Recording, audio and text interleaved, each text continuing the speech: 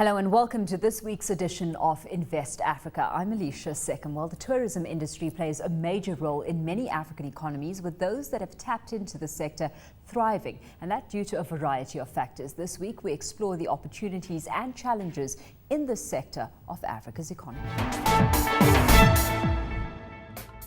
Africa has been one of the fastest growing tourism regions of the last decade. The right infrastructure, safety and security, as well as effective communication of the continent's attractions, will help the continent to reach its full potential. Tourism revenues are the lifeline of many African countries.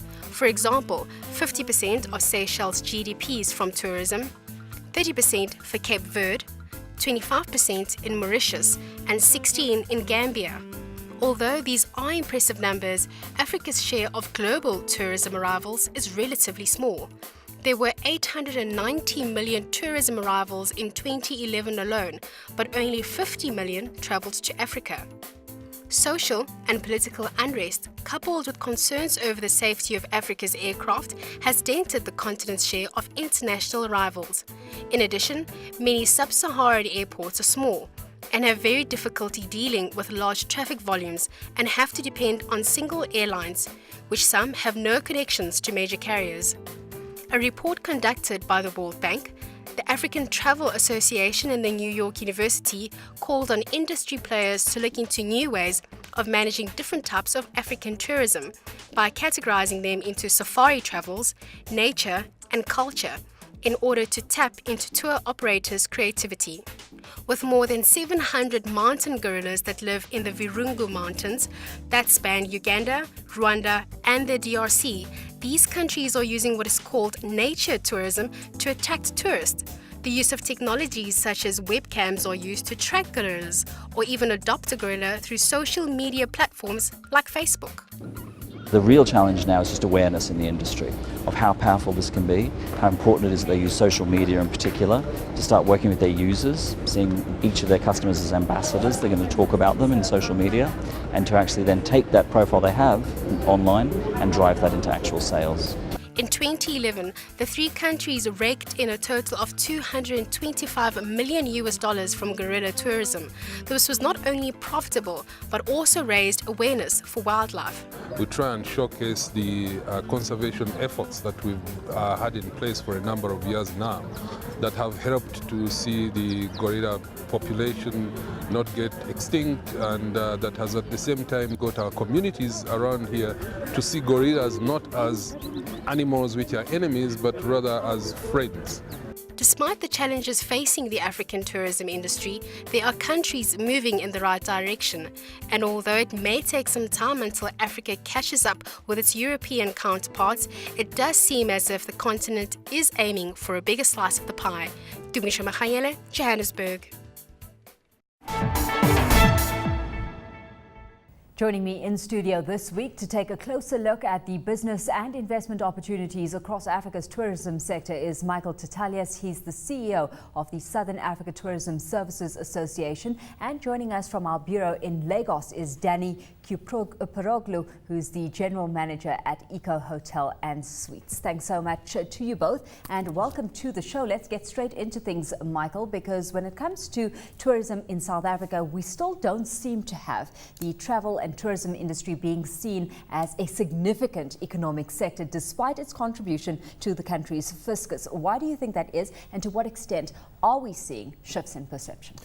Well, I think this is a business show with business readers watching this. And I think part of the key problem is it's always been a glamorous niche activity that people sort of seen. Some of you own a game lodge or a wine farm, and some of you do in your spare time, not realizing it's actually a massive industry. And part of the perception problem has been that it's very difficult to buy stocks on the JSE and buy into tourism stocks. So you want to try and get into one, you're probably only going to get into something like City Lodge. Everything else is a bit diluted. Soko Sun comes through SA Breweries and various other hotel investment groups. So from a hotel or an investor point of view, you can't buy shares on the JSE as easily. The groups aren't that easy to get hold of. That hasn't helped our reputation. But it's a significant industry, and it has played a significant part in the last 3 government plans to create jobs. It's been one of the 6 anchor industries for job creation, is recognized as such, but it creates a lot of small businesses. And that's good for creating jobs, because most of the jobs in the country are created from small businesses. But it doesn't make it easy for people to buy into as a top-down investor rather than someone who's starting a business from the bottom. And that means that we're not reaching the maximum potential overall, Michael, where investment into the sector is based on the kind of returns that are set to be reaped at the end of the day. What potential are we looking at when it comes to the sector as a revenue earner? Well, that all depends on the amount of people you can process. The industry can only develop returns on the amount of tourists you can come in to the country or to the region. So you get different types of tourists. You get your domestic tourists, your regional tourists, and your higher spending international flying tourists. The high spending international tourists are the ones who spend the most, but sometimes can have seasonality problems, air access issues, visa issues, and that restricts the growth potential there. Your bigger opportunities are in domestic tourism to fill up the gaps in between. You look at the Durban beachfront, for example, all the hotels do superbly well between November to March, mostly on the back of domestic tourism. So there are ways of looking at it, and each destination around Africa has got to get a blend of international tourists who come in with a high spending guests, domestic tourists who lower spending but bigger numbers, and you have easy access to them and they've got easy access to your destination, and attracting your regional guys as well, people who come in for business or medical tourism or shopping or whatever it is, whatever blend gets them into your country, but to get them to spend one more night or two more nights, some go to a theatre, do a show, go to a game reserve, in addition to their business trip. That's our challenge as an industry. It can earn significant revenue. We've seen in South Africa the revenue figures do go up quite quickly once the tourists are in and spending. But it's a factor of how long they stay and how much money they've got to spend. Let's target Nigeria specifically, Danny, and bring you into the conversation at this point. What's the status of the sector in Nigeria right now from your perspective, and what kind of growth are we starting to see filter through on your end? The growth is a little stagnant, although we have seen some developments in respect to new hotel developments coming, particularly in Lagos, Abuja. However, the sector is stagnant and is not growing as fast as it should. Mm-hmm. Where you say it's stagnant, that would imply that you've got push and pull factors simultaneously at play. So let's take a look at some of those factors that are working to either attract or deter investors. Let's start with the positives. I mean, what's the investment appeal that the Nigerian tourism space is putting on the table right now? Particularly, I would say in the capital, in Abuja, and also in Lagos, you have the element of the business tourists that are coming to explore business opportunities in Nigeria, and that's what is driving the sector. However, when we're talking about leisure tourism, this is still very infantile in Nigeria, and it doesn't grow as fast as we would like it to grow. We're talking that overall GDP contribution of all hotels and tourism, it goes below 0.5% in 2011. So you understand that the sector is not that buoyant. When you want to see at negative things that are impacting the growth of the sector, you can talk about the usual things I would talk in Nigeria: lack of infrastructural development, expensive cost of capital. We can see at elements of security that are affecting a sector that's particularly vulnerable when it comes to infrastructural development and also to security elements. Mm-hmm. Of course, we've got Danny there, Michael, highlighting both the pros and the cons that investors are looking at when they look at investing in this space. I mean, when you're looking at the kind of investment we're seeing right now, is it more so from a government perspective that we're seeing tourism investments getting made, or are you seeing the private sector participating as much as they could be? Well, it's refreshing to hear Danny talk about some of the challenges which sound remarkably similar to ours in different shapes and combinations. But I think what we're seeing from an investment point of view is the investors will only go where conditions are ready for them. So they are going to cherry pick the places they want to go to. But you already heard Danny point out there business tourism, the drive in business tourism. You'd hear everyone around the world talking about this is Africa's century. This is where the new growth is going to be. The growth rates in terms of the general economies in Africa are growing. That means there are businessmen out there trying to do deals. Businessmen need to import stuff, export stuff, manufacture, all those kind of trade deals. To do that, you need people on the ground in the countries doing the deals. Mm-hmm. And that needs places to stay. So where you've got the oil industry, you've got this, you've got that. suddenly, if you're going to have captains of industry coming through to do deals, they need a 5-star hotel to stay in. So someone needs to build a 5-star hotel. Other people come through the companies will be 3 or 4-star. The workers are coming through to run the plants or whatever it is may be. So the growth in business and the growth in export and the GDP growth in Africa is going to be driving hotel investment. And I think we need to look at tourism. It has a number of sides to it. You've got your business and your leisure and your adventure side, which leads to your leisure. But your business is going to be what's driving the rest of Africa, except for your already acknowledged leisure destinations such as East Africa or Southern Africa, which is all the game reserve driven stuff. Are we doing enough to carve out these new niches within the tourism sector? I mean, you've highlighted business tourism as one of the niches to be looked at a little bit more closely. I mean, we need to be selling the African tourism story so that it's more than just a safari story, one would assume. Well, yes, except that the customers want to buy a safari story, so you can see why a lot of the smaller developers will just want to tag on the back of that. But I think with the business tourism, the first thing is to find hotels close to airports that people can get in and out of. That's Danny was talking about, the infrastructure challenges in Lagos. I think it's in any city. When you have a traffic jam from the airport to the main part of the city, there's an opportunity for someone to build a hotel right next to the airport so that people from the capital city can drive across for the meetings at the hotel where the people just fly in and out. So there's all sorts of opportunities for higher quality type of hotels, or alternatively, if there's only 1 or 2 dominant ones, the prices are probably too high. So there's a gap in the market there for someone to come in and bring a slightly similar sort of product at a slightly lower price. The more of those sort of hoteliers you bring in, the sort of adds credence to the in a developing sort of market inside that country, which has probably had very little tourism. Danny was talking about 0.5% of GDP there. But I think over time, Nigeria is going to be a significant player. I mean, it's catching up to South Africa in terms of total GDP. There are going to need to be significant hotel investments in the country. That will help with the infrastructure. Part of the benefit will be if they improve the highway from the airport to the city, etc., etc. Now, that's not a tourism development, but it is where government has to work with the private sector to attract. There's only a certain amount of business that you can do, or the opportunities you can see before you can start going for the niches. You've got to have a fairly broad investment in infrastructure before other types of tourism can start to develop. You talk about the niche ones.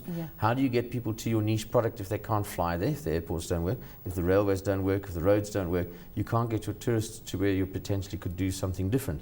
So again, you're stuck with the mainstream type of thing. So I think in most of the growth you're going to see in Africa at the moment, it's going to be around putting hotels in. But it is exciting because I do see entrepreneurs from Africa. So you see the City Lodge Group, the Tsoko Sun, Protea Hotels, those sort of big groups in South Africa now looking to expand, and they're choosing their little places where they're putting their speciality types of hotels. That's a good sign because that indicates to them that the governments in those countries are willing to do a deal. They're making it clear. And I think this is something we learned from the South African experience 15, 20 years ago. The way to make tourism grow is first off, establish the ground rules. Who's responsible for what? What's the property ownership rights? What investment rights have you got as an investor from overseas or locally? Set out the ground rules so everyone knows what they're supposed to be doing. Leave the government guys to do the government jobs and the private sector to do the private sector jobs. Work closely together, but don't get involved in each other's cabbage patch. And that's when everyone can focus on the growth. And we've seen it in South Africa in terms of the numbers. It's been spectacular in the last 15 years.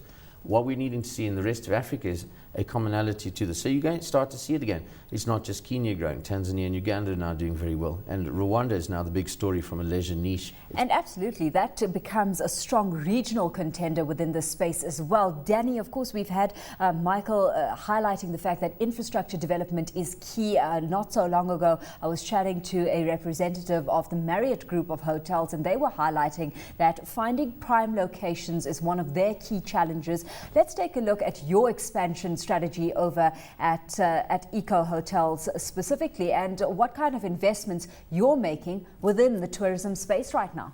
At Eco Hotel, currently we're developing a new property of 172 bedrooms that will be ready in the beginning of June. It's a luxurious product at the top end of the market. And where we realized a few years ago that there would be a niche market is the conferencing tourism. And that's what we invested in ultra-modern auditorium that can take up to 6,000 people. And that has been a key driver of our growth over the last 3 years. What I think, apart from Eco Hotel, what is important to realize is that although the private individuals are ready to invest money in the sector, the government has to come and play a role there. And I'm sorry I'm jumping a little bit the gun, but the government has been a little bit dormant into supporting the tourism industry.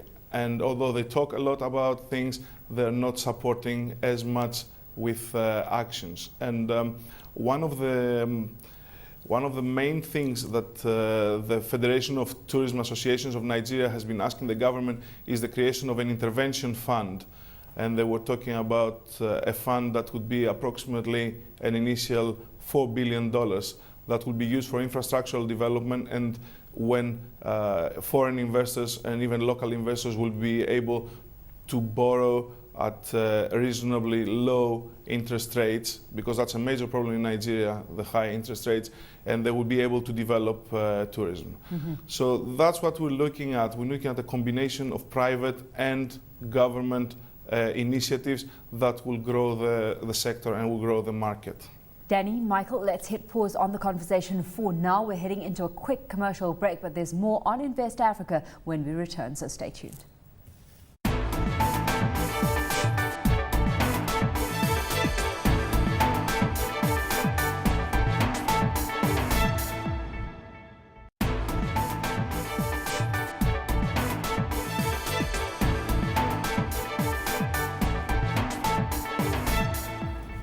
Welcome back. You're watching Invest Africa, and still with me in studio to take a closer look at the business and investment opportunities in Africa's tourism industry are Michael Tatalias. He's CEO of the Southern African Tourism Services Association, and from our bureau in Lagos, Danny Kuparoglu joins us as well. He's the general manager of Eco Hotel and Suites. And joining us now on the line from even Cyber City in Mauritius is Sen Ramsamy. He's the head of hotels, leisure and tourism at KPMG Mauritius. Sen, thanks so much for joining us this afternoon. And I guess perhaps apt that we've got you on the line from Mauritius because the tourism space, a major revenue earner for the Mauritian economy. Let's take a look at the status of the industry right now, because of course this within a very challenging global economic environment, and we've had the industry facing headwinds at large.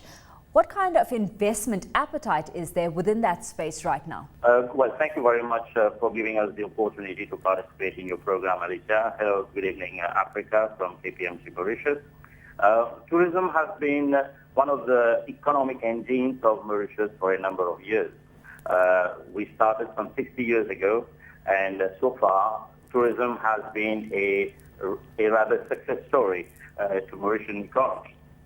But after 60 years of good performance, I must say that the product is reaching some kind of maturity, whereby the product life cycle is being put into question again. In terms of investment, right now, we are focusing on infrastructure a lot in terms of a new airport terminal which is going to open this year. We are restructuring the tourist office for the promotion of the island all over the world. There is an Africa Center of Business Excellence which has been created, whereby investors could use Mauritius as a stepping stone, as a base to add value to their project and then coming to Africa.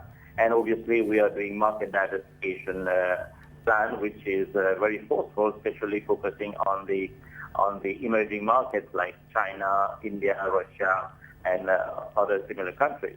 Mm-hmm. Is the regulatory environment, Sen, supportive enough of industry as well? Because not too long ago was the cost of business highlighted as a key factor eroding some of the sentiment over in Kenya, for example. We had hefty taxation, a challenge hampering trading conditions on that end. Is government in Mauritius supportive enough of the industry and forthcoming with incentives that would be attracting investors its way? Well, obviously, we have the Board of Investment in Mauritius, which is giving a series of incentives to investors worldwide to come into Mauritius, and also to come into Mauritius to step into Africa, where we add value into those projects. Yes, government is supporting also the local operators in terms of incentives, in terms of tax concessions, but also in terms of land allocation, whereby they can construct hotels and develop their own projects with incentives from government. Besides this, there is also a full plan for marketing whereby government accompanies the private sector and other operators onto the market so that we can attract the maximum number of visitors onto Mauritius. Yeah. And unfortunately, because of the crisis in Europe right now, which has been our main market for the past number of years, tourist arrivals from the European countries has been a bit sluggish as compared to the new markets where performance has been doing excellently well.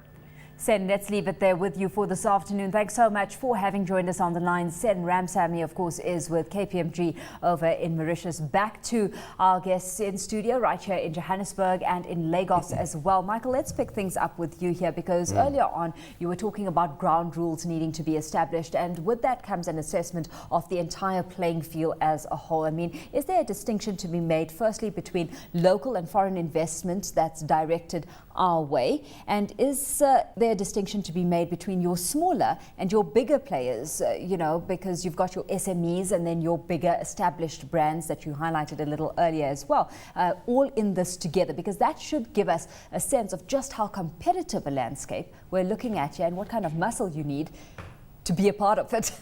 Right, well, it's tricky. If you're going to build a 6,000-seater convention centre that Danny was talking about in Nigeria, you're going to need a lot of capital. That's not a small player. But they may well be, what you've got to look at is what opportunities are there for smaller business to supply to it, cleaning staff, feed, sheets, laundries, etc. There's often quite a lot of these smaller businesses can feed off the bigger investments. So it doesn't necessarily have to be that you have to stop, and sometimes governments get a bit confused. They see that sometimes the need to stop big investments because they think these small guys aren't getting a chance. By setting the ground rules, we're trying to set up and say, if someone does invest, whether it's a local or as a foreigner coming into the country, or as a foreigner who now lives in the country and wants to bring some more money in to invest, they must be able to get their money out in terms of their profits. They need to know what the taxation rules are, and they need to know that they're going to have rights to hold that land. You don't want to come soon after you built a piece of land 2-3 years down the track and someone comes strolling along and says, by the way, actually you don't own that piece of land, I do, and now you have a whole ownership fight. That creates huge instability and chases investors away. And I certainly see this when I talk to the hoteliers from South Africa who are looking at places in Africa. There are probably about 10-15 spots they'd like to build in, but there's not clarity on a certain number of issues, including land, tenure, rights to access and what have you. So they're choosing the 4 or 5 spots that they think they're comfortable working with from a legal point of view. So you've got to get it where the government says, in terms of our broader investment drive or drive to attract investment into the country, tourism is no different. These are what foreigners can do. They can bring money in at the sort of following rates. They would have to own tenureship on a 99-year lease or 15, 20, 30-year leases or whatever the process is, but then it mustn't change. Now we see a little bit of instability happening, for example, with the whole land redistribution process, how everyone views it, in Zimbabwe. A lot of tourism there was pushed across the border into Zambia, and Zambia got a boost in tourism. There was a lot of people still wanting to have a similar sort of product. So you saw investments in Livingstone. Victoria Falls was able to sort of muddle its way through, and Victoria Falls as a sort of a spot was able to keep itself stable and keep investors coming and keep tourists coming. But Livingstone definitely benefited, and a whole lot of wildlife destination products along the Zambezi River benefited in the Zambian side. So when you get instability, people will withdraw their investments or keep them to a minimum. So what we're looking for is government to just set along the sites, what is it you're going to do? And then, are you going to try and do any incentives? Are you going to do incentives to get people to invest into the further rural areas? If you take the South African advantage situation, government doesn't really see the need to encourage you to invest in building another hotel in Sandton. There are enough entrepreneurs doing that already. But we see the need to want to get people to invest in other provinces where the rural product is and where the jobs are needed. Then they have to come up with incentive packages which have to be easily understood, fair, accessible, and the rules have to be quite clear. Then people apply for them, they must get them according to the rules. So again, whatever the government chooses to do, it must do fairly and it must do consistently, and it needs to keep a sort of a 20 to 30 year view. It can't be chopping and changing every 2 or 3 years. Investments of this scale need a 20 or 30 year view, and that's what you need to be encouraging. If we assess the competitive landscape over in Nigeria, Danny, I mean, what are we looking at exactly, and how do you rate barriers of entry into this sector? And once you're in it, what are some of the challenges that actually impedes sustainability? I think we focus a little bit more into hotels and hospitality at the moment rather than tourism in general. The main challenges in Nigeria when it comes to entry would be the capital and the access to capital. because of the cost of the capital. We're talking about borrowing at 20% at the moment, which is at some point for real estate might be even unsustainable. And however, we see a lot of private investors that they believe that it's good for them to invest their money in the sector. And that's the reason why recently in Lagos we have seen all the South African chains being there and expanding with local partners, of course, local owners. So we have the Proteas, we have the Southern Sun, we have the Sun International Legacy Hotels. Everybody's here. And also international chains. We have Intercontinental here now in Lagos. We have Hilton expanding even regionally in places like Akwa Ibom and places like that. We have Marriott coming very soon. So it's obvious that they see something in the economy and they are prepared to invest. Absolutely. However, To end off things with you, Michael, on this end, I mean, are we putting our value proposition on the table to the extent that we could be? Are we marketing our story enough as a 21st century tourism destination? I think we are actually. The one thing that Africa does very well is marketing. We have to sit back to no one. You just see how many advertising awards we win around the world. We're good at marketing. Part of the problem, though, is the cost of, Danny's talking about the cost of capital. There's also a cost to this whole process in terms of the cost of getting the tourist here. And then you're dealing with other government-led issues, and it's things we're shooting ourselves in the foot about: air access and visas. We constantly make it difficult for people to enter our country.